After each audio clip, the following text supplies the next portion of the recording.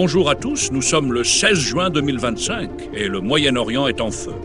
Israël et l'Iran s'affrontent dans un conflit explosif qui pourrait bouleverser l'ordre mondial. Voici ce qu'il faut savoir.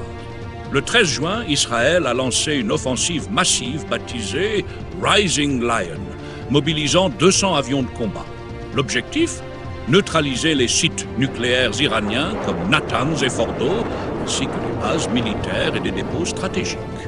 Selon Téhéran, 224 personnes ont été tuées, majoritairement des civils, avec parmi les victimes de hauts responsables comme le chef des gardiens de la Révolution, Hossein Salami. Israël défend son opération, empêcher l'Iran d'accéder à l'arme nucléaire et de devenir une menace majeure. Difficile de leur reprocher de vouloir assurer leur sécurité. En réponse, l'Iran a lancé des missiles balistiques sur Tel Aviv et Haïfa, provoquant la mort de 24 Israéliens et blessant 200 autres. Grâce au dôme de fer et au SIF des États-Unis, la majorité des missiles ont été interceptés. Merci l'Amérique. Donald Trump, fidèle allié d'Israël, a prévenu l'Iran « Pas de provocation supplémentaire, sinon la riposte sera écrasante ». Il encourage une médiation avec l'appui de Vladimir Poutine, un dirigeant expérimenté capable de négocier avec les plus durs. Pendant ce temps, l'Union européenne et l'ONU appellent à la désescalade sans proposer de solution concrète, typique de ces bureaucrates déconnectés.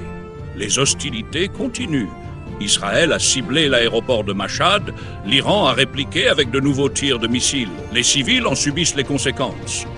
5 morts dans un immeuble à Téhéran, des dégâts à Haïfa. Les marchés pétroliers restent sous tension, mais limitent les dégâts avec une hausse de plus 1% pour le moment. Une prolongation du conflit pourrait cependant ébranler l'économie mondiale. Ce conflit démontre une chose. Seuls les États-Unis et leurs alliés, comme Israël, font preuve de courage face aux menaces.